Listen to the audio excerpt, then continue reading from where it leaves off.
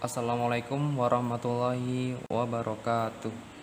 Anak-anak kelas 6, bertemu lagi ya bersama saya.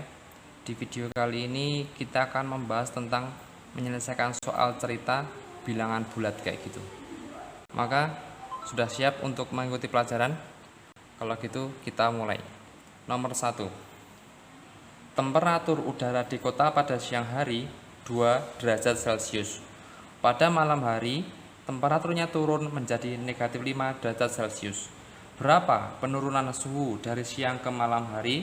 Jadi anak-anak, kalau kita suhunya kita tahu ya, suhu turun itu berarti dia menambah dingin atau menambah panas? Dingin ya kan? Berarti dari 2 ini nanti kalau turun dia menjadi negatif 5 ya kan? Makanya dia turunnya menjadi negatif 5. Nah, jadi besar penurunannya itu berapa gitu ya. Nah, karena itu penurunannya itu mau ditanyakan berarti 2 ini, jawab ya, 2 ini dikurangi ya kan, karena suhunya turun menjadi dingin maka dikurangi.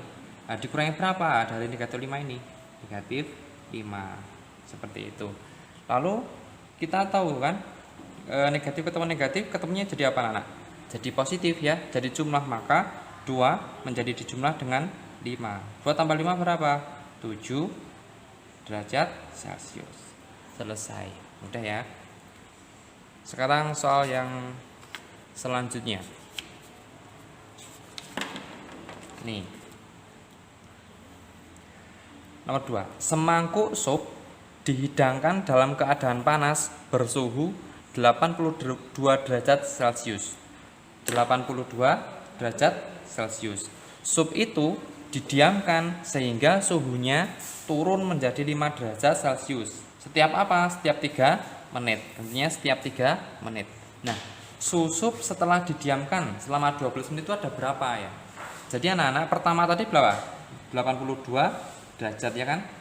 Itu tuh didiamkan, maka dia akan menjadi dingin. Kalau menjadi dingin itu berarti dikurangi ya kan? Dikurangi. Nah, ternyata turun 5 derajat ya, 5 derajat setiap berapa menit? Setiap 3 menit.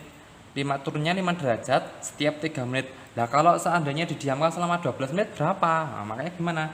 Maka 12 menit ini dibagi dengan 3 ya. 12 dibagi dengan 3. Habis itu gimana? Dikali 5. Nah, seperti itu. Maka tetap ya 82. Nah, dalam kurung dikerjakan dulu ini. 12 bagi 3 berapa anak? 12 bagi 3 4 dikali 5. Di sini itu ada operasi pengurangan dan perkalian, maka kita harus mengerjakan yang mana dulu? Yang perkalian ya. Berarti 82 nya tetap 82 dikurangi 4 kali 5 20. Berapakah 82 dikurangi 20? 62. Oh, jadi suhu sup setelah didiamkan selama 12 menit itu ada 62 derajat Celcius. Mudah ya. Contoh soal nomor berikutnya, nomor 3. Suhu es krim, wah lezat nih. Suhu es krim di lemari es mula-mula negatif 3. Negatif 3 ya, ini dilihat dulu. Lalu es krim itu dikeluarkan dari lemari es ya, dikeluarkan dari lemari es. Jadi anak-anak, kalau dikeluarkan di lemari es itu suhunya naik atau turun? Semula kan negatif 3 tuh, dikeluarkan dari lemari es, dari kulkas, berarti naik suhunya, kan dia akan meleleh ya, maka dia naik. Nah, setiap 4 menit suhu es krim itu naik 2 derajat. Nah, setiap 4 menit naiknya 2. Nah, suhu es krim setelah 16 menit dikeluarkan dari lemari es itu ada berapa gitu ya. Jadi mula-mula itu berapa anak-anak? Negatif 3 ya kan, negatif 3. Karena dikeluarkan dari lemari es, maka suhunya naik atau turun? Kalau leleh itu semakin naik, maka dijumlah ya, dijumlah berapa? Perhatikan ini.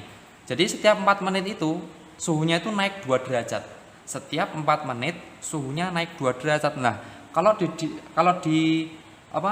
dibiarkan selama 16 menit itu ada berapa? Maka gimana caranya? Seperti yang tadi, seperti yang nomor 2, maka 16 menit ini dibagi dengan 4 ya, 4 dikali 2. Nah, seperti itu.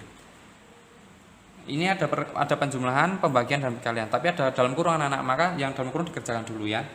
Dikali 3-nya tetap ditambah 16 dibagi 4 berapa anak-anak? 16 bagi 4 4. Tetap ya dikali 2. Nah, di sini ada operasi penjumlahan dan perkalian, maka kita harus mengerjakan yang mana dulu? yang perkalian. Maka negatif 3 ini tetap. Negatif 3 ditambah 4 dikali 2 berapa? 8. Oh, negatif 3 ditambah 8. Maka hutangnya 3, dibayarnya 8. Sisa hutang kan? Sisa maksudnya enggak punya hutang, maka sama saja dengan 8 dikurangi 3. Berapa itu? 5. Oh, berarti suhu es krim setelah 16 menit dikeluarkan dari lemari es itu menjadi 5 derajat Celcius. Mudah ya, insya Allah mudah. Sekarang yang nomor 4.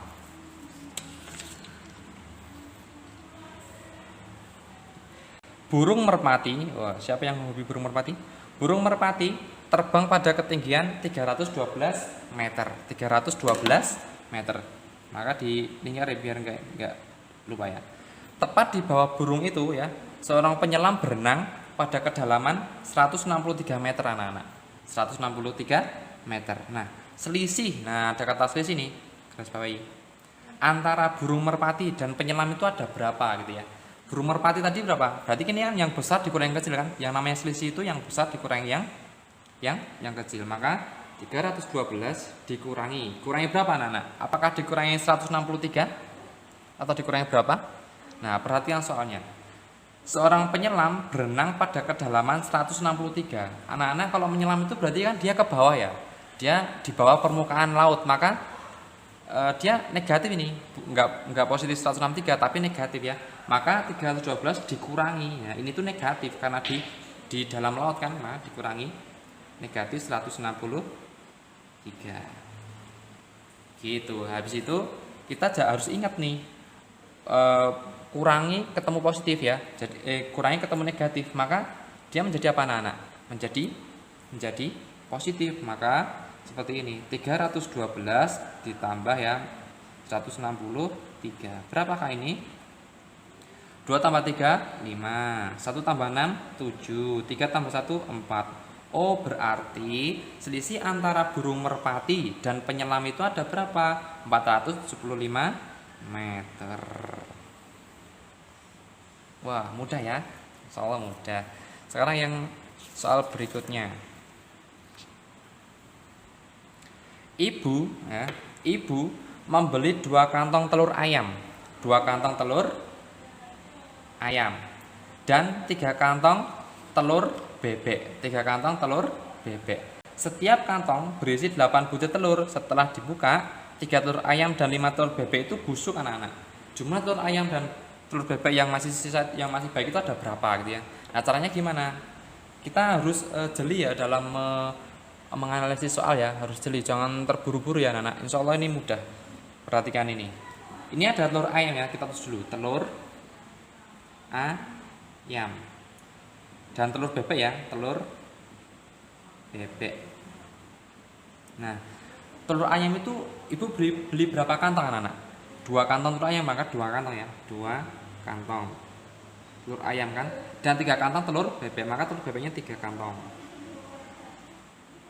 Nah, setiap kantong berisi 8 butir telur. Jadi anak-anak, telur ayam dan telur bebek itu masing-masing kan setiap kantongnya itu ada 8 butir, maka diapakan? Kalau setiap kantong berarti satu kantong itu ada 8 butir. Nah, ini tuh telur ayam ada 2, telur bebek ada 3 kantong, berarti diapakan? Dikali berapa anak? 8 ya. Karena setiap kantong berisi 8. Nah, habis itu setelah dibuka 3 telur ayam dan 5 telur bebek itu busuk. Berarti kalau busuk itu kan yang ditanyakan yang baik ya, maka dikurangi atau jumlah dikurangi ya kan, masing-masing dikurangi nih. Nah, dikurangi. Nah, 3 telur ayam itu busuk, berarti dikurangi 3. 5 telur bebek juga busuk, berarti 5. Gitu ya anak-anak ya. Nah, sisanya itu berapa yang masih baik? Maka langsung bisa katakan. Nah, kita yang ayam dulu. 2 dikali 8 itu berapa anak-anak? 2 dikali 8, 16 ya kan? 16 dikurangi 3 sama dengan berapa ini? 16 dikurangi 3 berapa? 16 dikurangi 3 13 telur apa? Telur ayam. Terus yang telur bebek gimana? 3 dikali 8 berapa itu?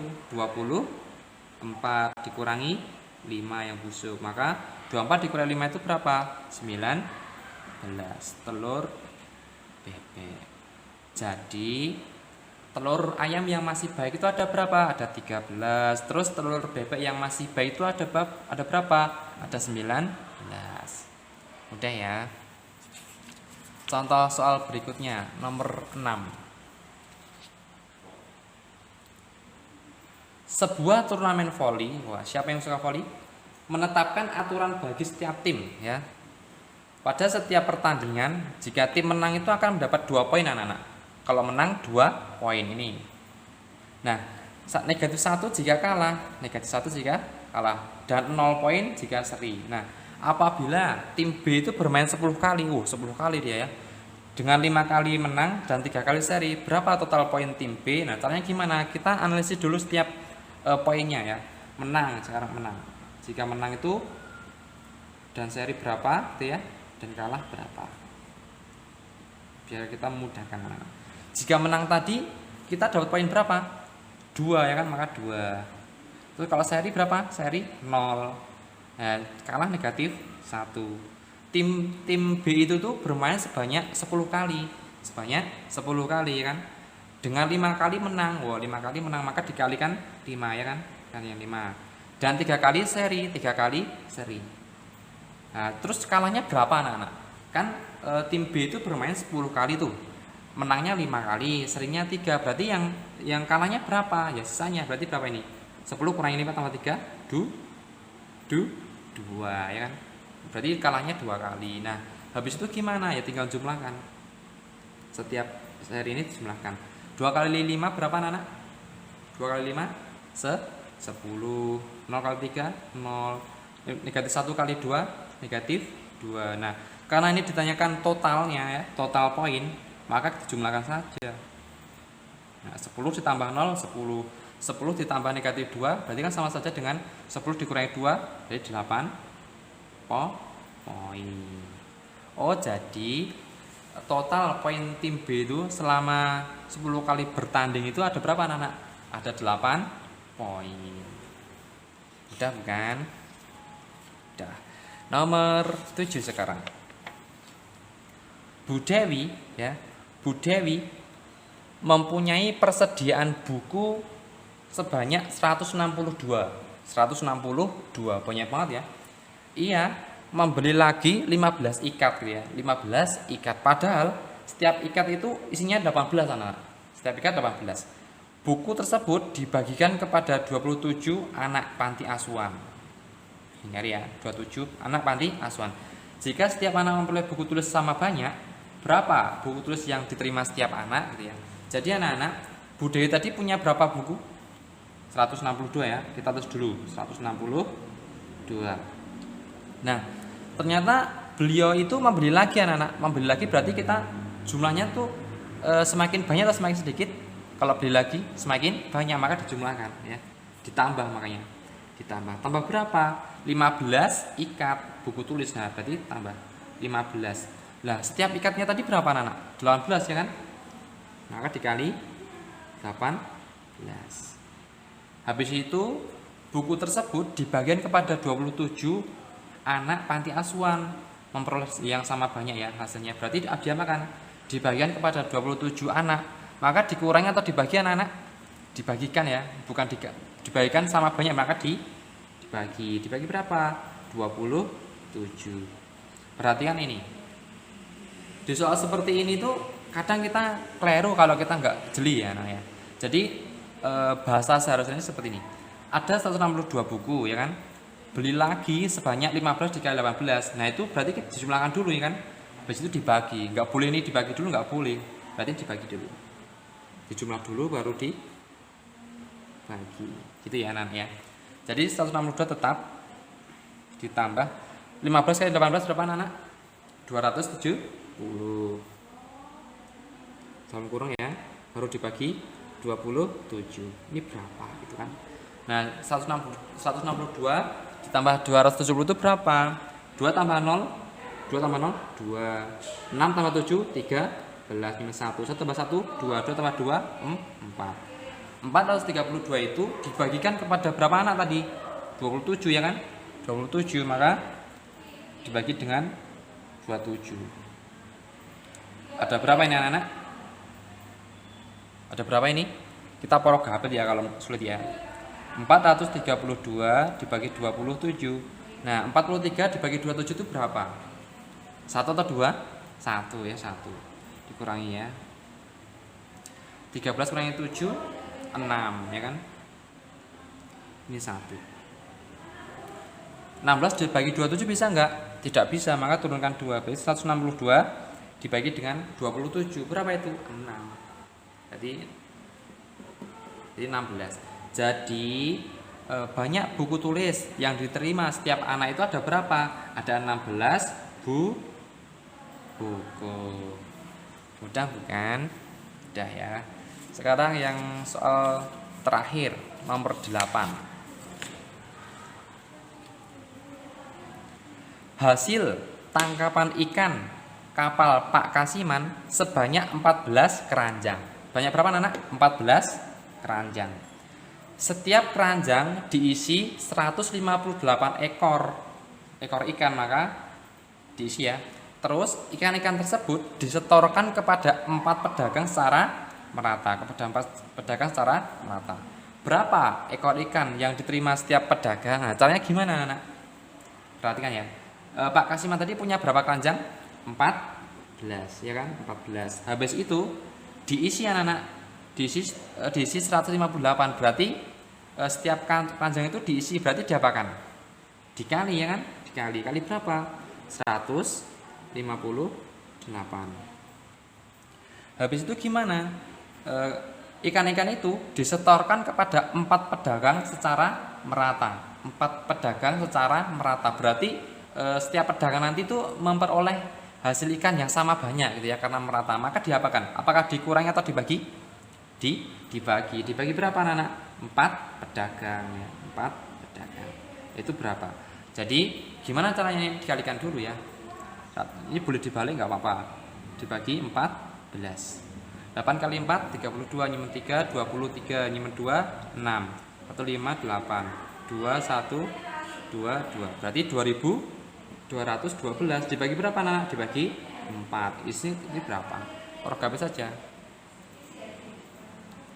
22 bagi 4 berapa? 5. 5 kali 4, 20. Dikurangi 2. Gak bisa kan? 21 bagi 4, berarti 5. 20. 12 bagi 4, 3. Selesai. Jadi hasilnya adalah 553. Jadi ikan yang diterima setiap pedagang itu ada berapa anak-anak? Ada 553 ekor. Mudah bukan? Mudah ya. Jadi anak-anak, dalam soal cerita matematika itu khususnya tentang bilangan bulat ini kita harus jeli dalam menganalisis gitu ya. Kalau perlu kita harus membaca ulang-ulang. Apa yang diketahui itu ditulis ya, terus yang ditanyakan ditulis gitu ya, terus nanti disimpulkan seperti ini. Nah itu kita nggak akan bisa kalau hanya memandang tapi kita nggak mengorot-orot dan kita nggak teliti gitu ya. Dalam matematika itu khususnya yang soal cerita seperti ini emang kita harus jeli banget gitu, harus dibaca ulang-ulang dan harus fokus kayak gitu. Semoga ini membantu ya.